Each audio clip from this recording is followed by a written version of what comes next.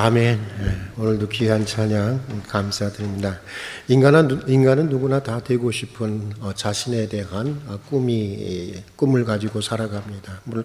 젊은 시절에는 보통 자기가 이룰 수 있는 것보다 훨씬 더 큰 꿈과 야망과 이상을 가지고 살아갑니다. 그러나 시간이 가고 세월이 가면서 만만치 않은 세상과 또 그런 세상 속에서 자신의 역량을 처절하게 경험하게 되면서 점점 더 우리의 목표는 소박해지고 꿈은 보다도 현실적이 됩니다. 아니 어쩌면 저는 그것이 참 참신해진다고도 말할 수 있겠다 그런 생각이 듭니다. 여러분은 어떻습니까? 여러분의 인생의 목표는 무엇입니까? 아니 지금까지 어떤 인생의 목표를 가지고 살아오셨습니까?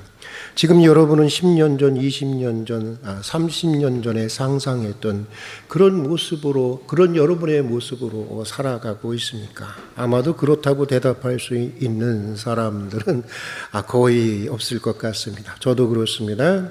젊은 시절에는 탁월한 신학자, 그리고 또 정말 어디다 내놓아도 손색이 없을 만큼 유능한 목회자에 대한 꿈을 가지고 있었습니다. 그러나 60이 넘어선 지금 제 인생의 목표는 그냥 하루하루를 더 기쁘고 또 건강하게 그리고 보다 충실하게 살아가는 것입니다. 그리고 무엇보다 조금씩이라도 지금보다 더 나은 믿음의 사람이 되어보고 싶은 것입니다. 그리스도를 얼굴과 얼굴로 만날 때까지 하루하루 더 나은 그리스도인으로 더 나은 신자로 살아가는 것입니다. 오늘 우리가 읽은 본문은 사도 바울이 에베소 성도들을 위한 기도입니다. 바울은 이 기도문에서 우리 그리스도인들이, 우리 성도들이 어떤 그리스도인들이 되어야 하는지, 어떤 믿음의 사람들이 되어야 하는지 그 모습을 우리에게 소개해 주고 있습니다. 바울은 세 가지를 기도하고 있는데 먼저 바울은 이렇게 기도합니다.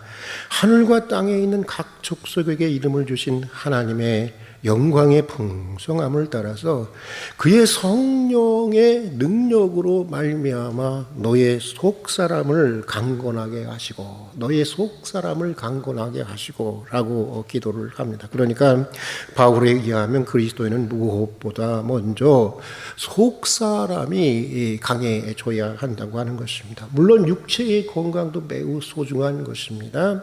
누구보다 많은 질병에 시달려야 했던 바울이 그것을 모를 리가 없을 것입니다. 그럼에도 바울은 겉사람이 아닌 속사람을 위해서 기도하고 있습니다. 속사람이 건강해야 한다는 것입니다.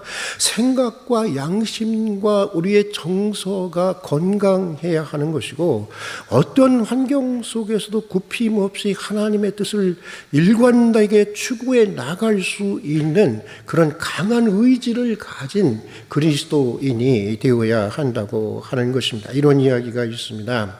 어느 교회에 휠체어를 타는 장애인 교우가 있었습니다. 수술하면 나을 수가 있는 상황이었는데 가난해서 가진 것이 없어서 수술하지 못하고 그렇게 살아가고 있었습니다.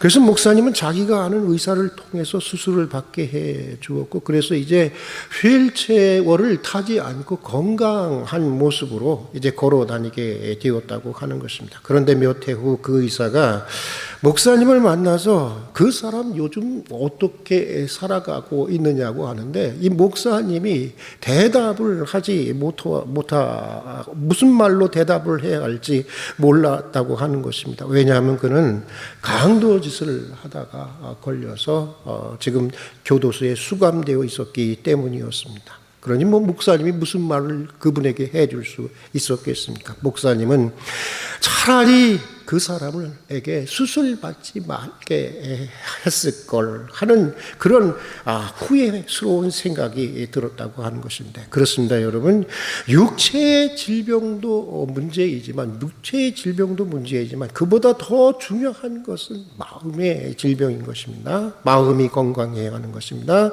영혼이 건강해야 하는 것입니다.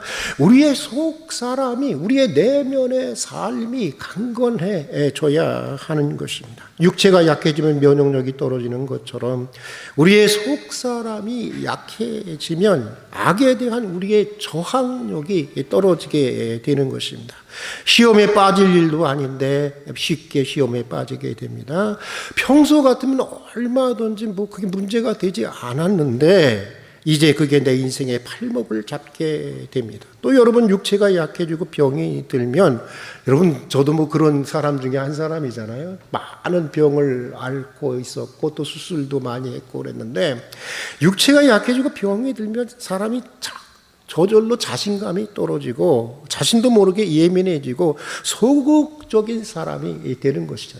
그런 것처럼 속사람이 약해지고 속사람이 병이 들게 되면 사람이 쉽게 낙심하게 되고 예민하게 되고 부정적이고 소극적인 삶의 태도를 가지게 되는 것입니다. 아무리 위대한 믿음의 사람이라고 하더라도 일단 속사람이 약해지고 속사람이 무너지게 되면 누구나 한순간에 그의 삶이 무너지게 되는 것입니다. 물론 우리 하나님은 상한 갈 때도 꺾지 아니하시고 꺼져가는 등불도 끄지 아니하시는 참으로 자비하신 하나님이십니다. 그렇게 자비하신 분이기에 우리가 어쩌면 이나마 살아가고 있는 것이 아닌가 그런 생각이 들기도 합니다. 그러나 하나님은 상한 갈대를 꺾지 아니하시는 분이시지만 결코 우리가 상한 갈대처럼 그런 모습으로 살아가기를 원하시는 분은 아닌 것입니다. 하나님은 어떤 시련의 폭풍우 속에서도 꺾이지 않는 레바논의 백향목과 같은 그런 강한 하나님의 사람으로 살아가기를 원하시는 것입니다. 하나님은 꺼져가는 등불을 끄지 아니하시는 분이시지만 결코 우리가 꺼져가는 등불처럼 그렇게 희미하게 살아가기를 원하시는 분이 아닌 것입니다. 어떤 환난의 비바람 속에서도 활활 타오르는 횃불과 같은 사람이 되기를 원하시는 것입니다. 예레미야에게 말씀하신 것처럼 예레미야가 매우 낙심하고 지쳐있을 때 예레미야에게 하나님이 이런 말씀을 하셨습니다. 그렇게 하고 내가 어떻게 말과 경주에서 이길 수 있는 사람이 되겠느냐. 지쳐있는 예레미야에게 그런 말씀을 하셨어요. 하나님은 우리가 말과도 경주해서 이길 수 있는 사람이 되기를 원하시는 것입니다. 요단이 범람할 때도 거기서 살아남을 수 있는 사람이 되기를 원하시는 것입니다. 그래서 하나님은 하나님의 사람을 부를 때마다 그들에게 소명을 줄 때마다 그들에게 사명 어떤 일을 맡기실 때마다 제일 먼저 하셨던 말씀이 뭔지 아세요? 제일 먼저 하셨던 말씀이 강하고 담대하라는 말씀이었어요. 강하고 담대하라고 하셨습니다. 왜냐하면 강하지 않고 담대하지 않고는 하나님의 일을 감당할 수 없는 세상이기 때문인 것입니다. 여러분, 바울의 기도대로 성령의 능력으로 여러분의 속 사람이 날로 강해질 수 있기를 주의 이름으로 축복합니다. 우리가 낙심하지 아니하노니 우리의 겉사람은 후패하나 우리의 속사람은 날로 새롭도다. 고린도 교회에 고백하는 이 바울의 고백이 날마다 여러분들의 새로운 고백이 될 수 있기를 주의 이름으로 축복합니다. 그런 그리스도인이 되기를 열망하고 간절히 기도할 수 있기를 바랍니다. 자, 또 바울은 이렇게 기도합니다. 믿음으로 말미암아 너희 마음에 그리스도께서 계시게 하옵시고 믿음으로 말미암아 너희 마음에 무엇이 계시게 하옵시고 그리스도가 계시게 하옵시고라고 기도하고 있는 것을 보게 됩니다. 여러분, 그리스도인의 마음에는 당연히 누가 계셔야 되는 거예요? 그리스도가 계셔야 하는 것입니다. 그리스도인의 마음에 부처가 있거나 그리스도인의 마음에 무당이 있어서야 되겠습니까? 여러분, 그래서는 안 되는 것입니다.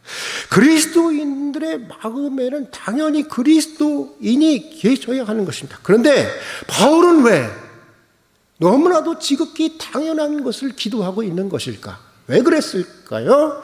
왜일까?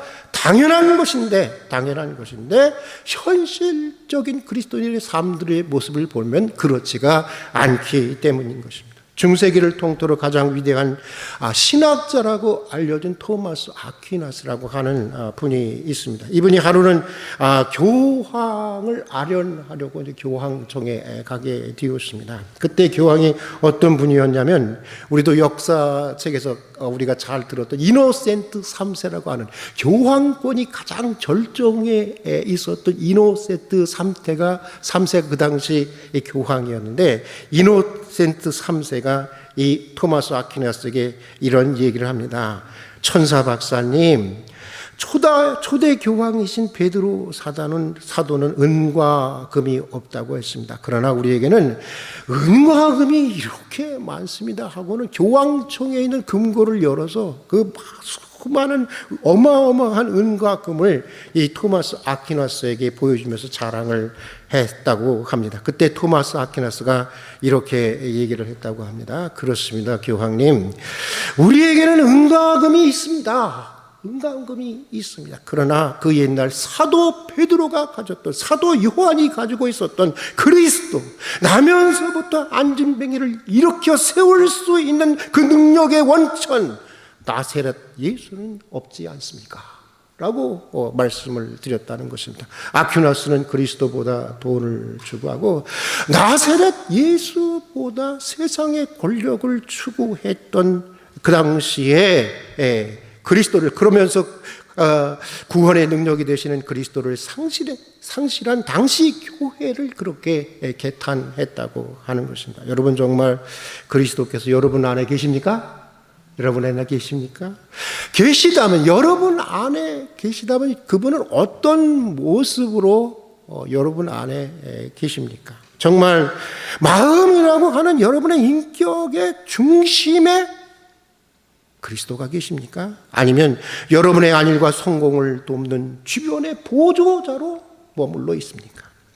여러분이 섬겨야 할 왕으로, 또는 여러분의 인생을 섭리하시는 주인으로 계십니까? 아니면 여러분의 필요와 욕구를 섬기는 종으로 계십니까?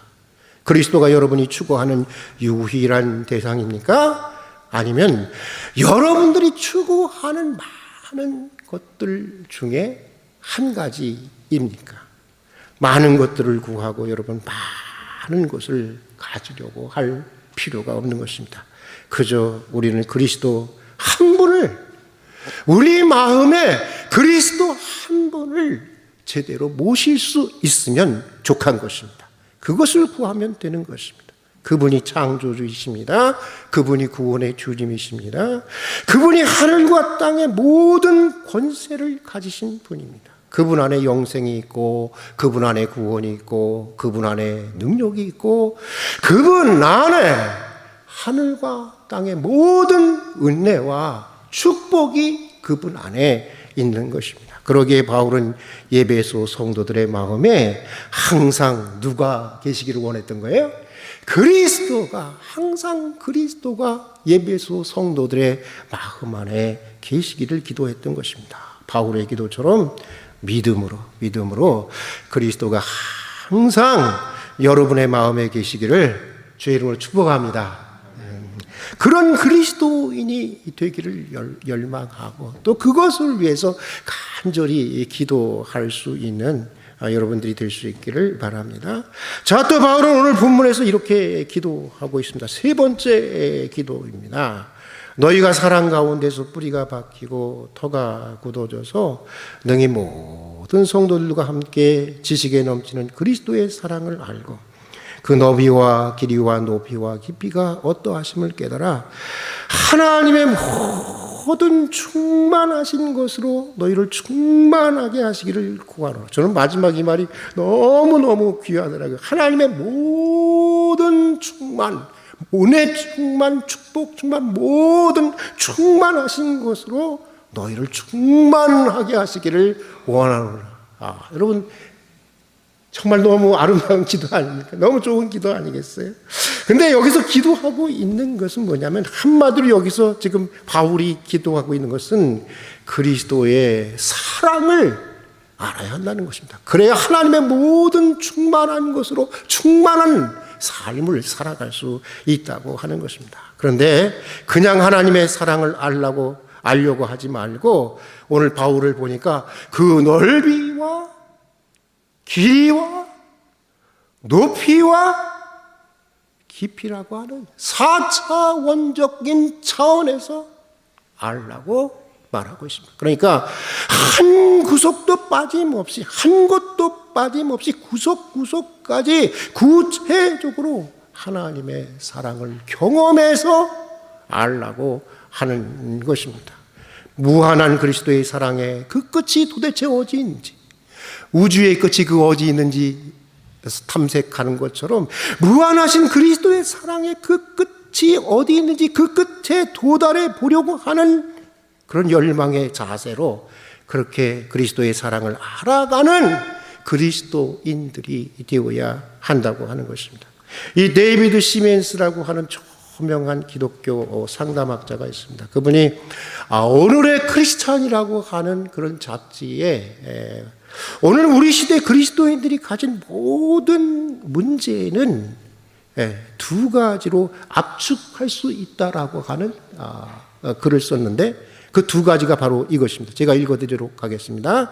먼저는 아들을 내어주시기까지 사랑한 하나님의 사랑을 그대로 받아들이지 못하는 것이고, 현대인들이 가지고 있는, 오늘의 모든 그리스도인들이 가지고 있는 문제는 이 두 가지 때문인데, 그 중에 하나는 뭐냐면 아들을 내어주시기까지 사랑한 하나님의 사랑을 그대로 받아들이지 못하는 것이고, 또 다른 하나는 그런 사랑을 베풀지 않기 때문에 그 하나님의 사랑을 깨달지 못하는 데 있다라고 이렇게 말하고 있습니다. 여러분 어떻습니까? 정곡을 지르는 얘기 아니에요? 정곡을 지르는 얘기 아니에요?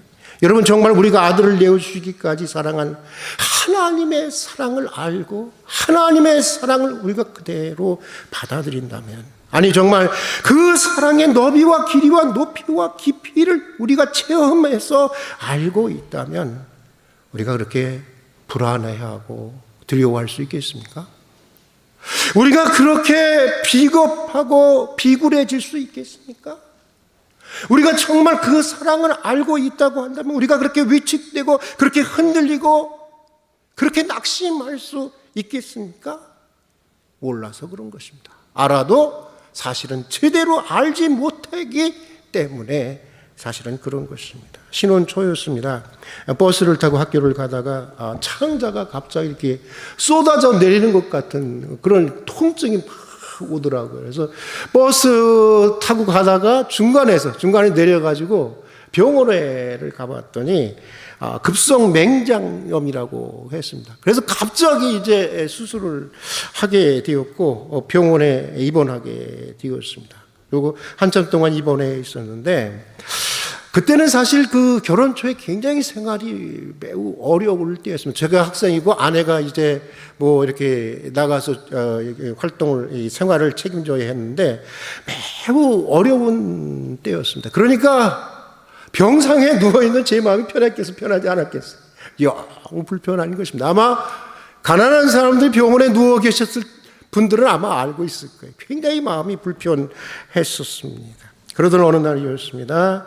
그날도 수술비와 입원비를 어떻게 감당해야 하는지 염려하면서 창밖을 그냥 우연히 이렇게 바라보고 있었습니다.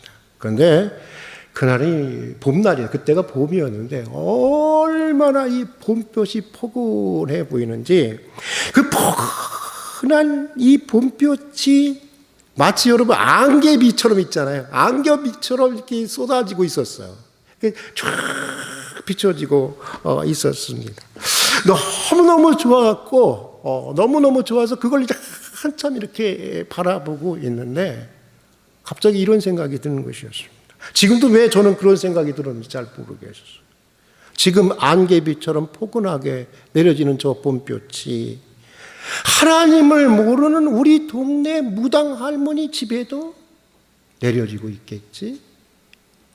지금 봄볕처럼 저렇게 안개비처럼 내려지는 포근한 저 빛이, 저 봄볕이 깊고 깊은 산속 스님들이 사는 사찰 구석구석까지도 비추어지고 있겠지? 왜 이런 생각이 들었는지 사실 저는 모르겠어요. 갑자기 그 생각이 들었습니다.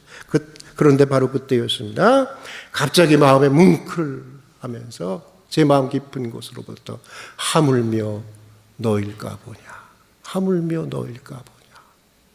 그 말이 이렇게 아주 울컥하면서 이렇게 들려오는 것 같았습니다. 그러니까 이런 얘기했어요.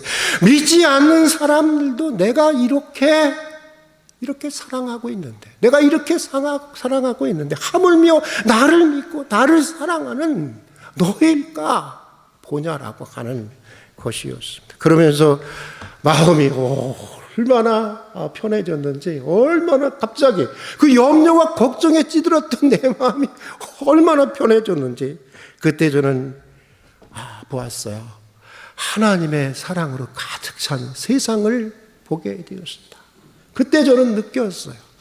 하나님의 사랑으로 충만한, 하나님의 사랑에 붙들려 있는 내 인생을 보게 되었습니다. 그 이후로도 하나님의 사랑에 대한 이러한 경험들은 내가 살아가는 인생과 내가 살아가는 세상에 대해서 매우 긍정적인 마음을 갖게 해 주었습니다.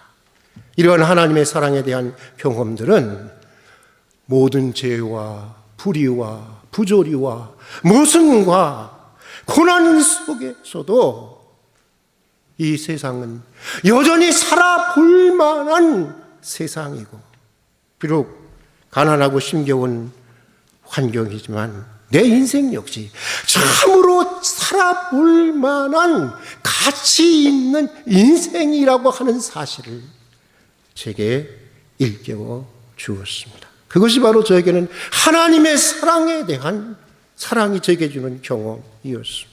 여러분, 사랑하는 교우 여러분, 오늘 본문의 바울의 기도처럼 우리의 육신은 세월을 따라 후퇴할 수밖에 없지만, 낡아갈 수밖에 없지만, 요즘에는 눈이 특히 그걸 느끼더라고요. 눈이. 카톡을 하면 이게 잘 안 보여. 엉뚱한 사람한테 문자를 보낸 거예요. 그런 경우가 많아요. 그렇더라고요. 우리의 육신이라고 하는 것은 세월에 따라 낡아갈 수밖에 없고 후패해 갈 수 없지만, 여러분, 우리의 속사람은 날로 새로워질 수 있는 것입니다. 날로 강해질 수 있는 것입니다. 우리의 속사람은 날로 새로워지고 강건해질 수 있기를 주의 이름으로 축복합니다. 그리고 우리의 마음에 언제나 누구를 모시고, 누구를 모신다고요, 여러분? 부처를 모실까요? 무당을 모실까요? 누구를 모셔요? 우리의 마음에 언제나 그리스도를 모시고 모든 것으로 우리를 충만하게 해주시는 그리스도를 모시고 또 하나님의 그 그리스도를 통해서 드러난 하나님의 사랑의 그 너비와 길이와 높이와 깊이가 어떠한지를 늘 경험을 통해서 체험하면서 하나님의 모든 충만한 것으로, 하나님의 모든 충만한 것으로 충만해지는 여러분들의 삶이 될 수 있길 주의 이름으로 축복합니다. 우리 교회가 하나님의 모든 충만, 하나님에게는 어떤 충만이 있겠어요? 악으로 충만해 있겠어요? 부정적인 것으로 충만해 있겠어요? 나쁜 것으로 충만해 있겠어요? 하나님의 충만은 가장 좋은 것, 가장 아름다운 것, 가장 숭고한 것, 가장 고귀한 것, 가장 능력 있는 것, 그것으로 충만한 하나님의 충만이 우리 교회의 충만이 될 수 있기를 주의 이름으로 축복합니다. 우리 기도하십시다. 그리고 그런 인생, 그런 그리스도인으로 살아갈 수 있는 저와 여러분이 될 수 있기를 바랍니다. 같이 기도하겠습니다. 사랑하는 하나님 아버지, 육체의 건강을 주시옵소서. 그러나 먼저 우리의 속사람이 새로워지고 강건해질 수 있도록 도와주시옵소서. 항상 그리스도를 우리 마음에 제대로 모시게 해주시고, 날마다 그리스도를 통해 드러난 하나님의 사랑에 그 너비와 길이와 높이와 깊이가 참으로 어떠한지를 깨달아서 하나님의 모든 충만한 것으로 하나님의 모든 충만하신 것으로 충만한 삶을, 그렇게 생명력 있는 삶을 살아갈 수 있는 그리스도인들이 되게 해 주시옵소서. 예수님 이름으로 기도드립니다. 아멘.